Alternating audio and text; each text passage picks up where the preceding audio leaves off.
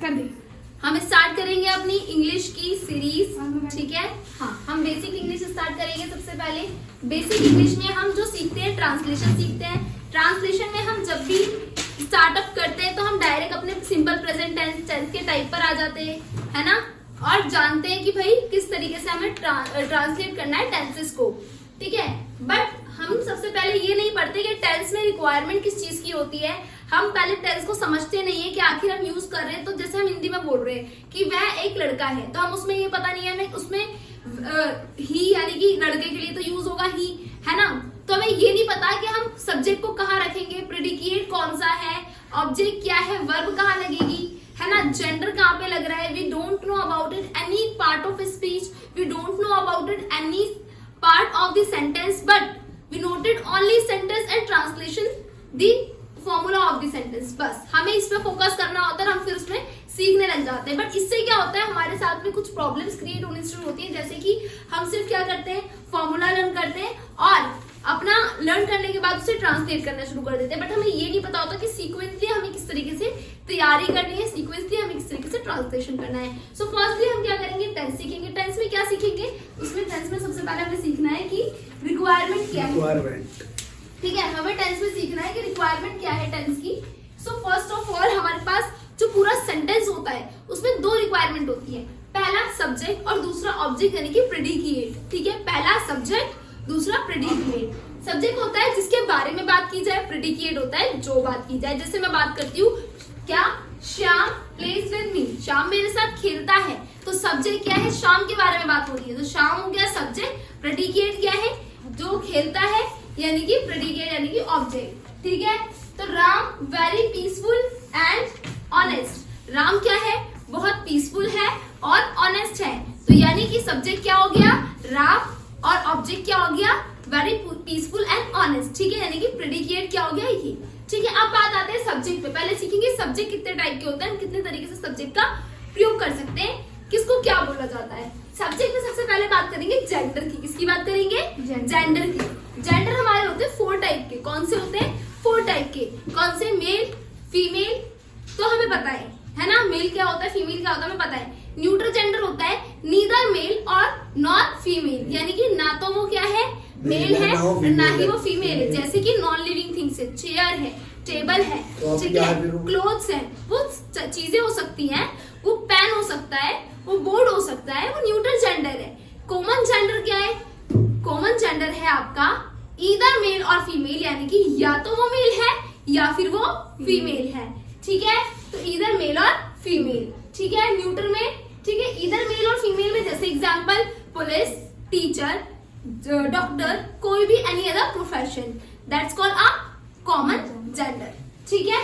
Subjects में जैसे हमने जेंडर पढ़े, इन जेंडर्स को सब्जेक्ट्स में कैसे कन्वर्ट करते हैं एंड कैसे डिफरेंशिएट करते हैं। तो सब्जेक्ट को हम 2 भाग में बांटते हैं। कौन से 2 भाग, सिंगुलर एंड प्लूरल। सिंगुलर में कौन कौन से आते हैं, शी, ही, इट, नेम, आपने ये लर्न करना है। Singular she, he, it, name.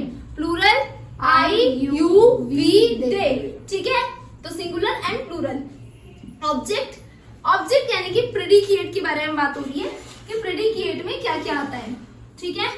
Predicate में क्या क्या आता है, तो predicate is a part of the speech. क्या है, part of the speech. This are included also noun, pronoun, adjective, verb, adverb, preposition, interjection, conjunctions, ठीक है। दीज थिंग्स आर इंक्लूड कहां पर, पार्ट ऑफ स्पीच, यानी कि आपकी सेंटेंसेस के अंदर ये इंक्लूड होती हैं। तो इनसे मिलकर बनता है हमारा एक सेंटेंस।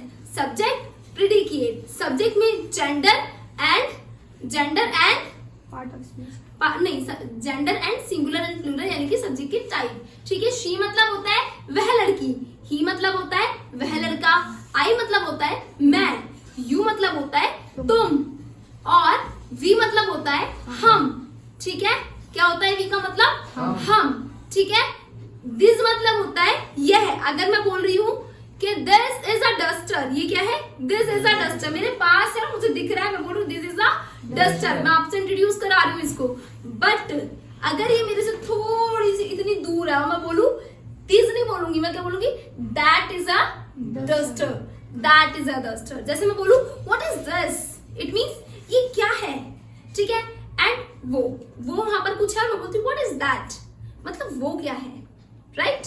तो what is different between this and that. That और दिस में क्या डिफरेंस होता है, दिस आपके करीब है, ये है, और दैट मतलब वह है, दूर है, ठीक है। तो दिस और दैट में जो होता है ज्यादा डिफरेंट नहीं होता, दोनों का मतलब होता क्या है, यह ही दोनों का मतलब होता है, बस डिफरेंट यह है, दिस जो है पास के लिए यूज होता है और जो दैट है वो दूर के लिए यूज होता है, ठीक है, ठीक है। इसको भी आप ऐसे लिख सकते हो जैसे दिस है ना, पर ये दोनों दैट, दोनों का मतलब क्या होता है, वह या ये है,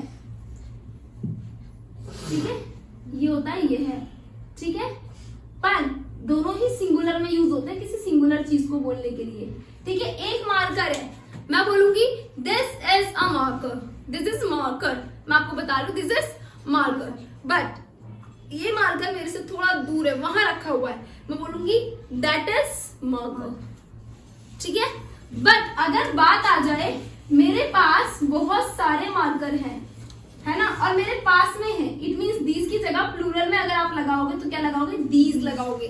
अगर मेरे पास ये बहुत सारे मार्कर हैं या पेन है, ये बहुत सारे पेन हैं मेरे पास, ठीक है, और मैंने इनको ऐसे रख रखे हैं, ठीक है, तो मैं क्या बोलूंगी, अब मैं यहाँ पर दिस इज पेन नहीं बोलूंगी, because this is not singular, this is not singular, ये कोई एक नहीं है, दैट्स वाई मैं यहाँ पर यूज नहीं करूंगी दिस का, मैं यहाँ पर यूज करूंगी दीज का, क्या यूज करूंगी, दीज का, क्या करूंगी, these are pen and marker, there are 3 marker and 4 pen, so these are a pen, these are marker and pen, है ना। अगर ये मुझसे थोड़े से दूर है, वहां रखे हुए हैं, तो मैं क्या बताऊंगी उधर, मैं क्या बताऊंगी उधर, दूर है तो दोस्त बताऊंगी, क्या बताऊंगी, दोस्त। अच्छा, तो हमें याद रखना है जब भी जैसे कि कोई सिंगुलर होता है, ठीक है, तो हम वहां पे क्या यूज करते हैं, दिस एंड दैट, पास के लिए दिस, दूर के लिए दैट, पास के लिए दीज इंक्लूडेड प्लूरल, कि these are marker and pen and those are marker and pen, so very different between this and that and these and those. Got it now, समझ में आ गया। अब मुझे आप बनाकर देंगे कम से कम 5 सेंटेंसेस ऑफ ईच सब्जेक्ट, गो, जल्दी से लिखकर दिखाओ, क्या करना, 5 सेंटेंस लिखो अभी दिस का।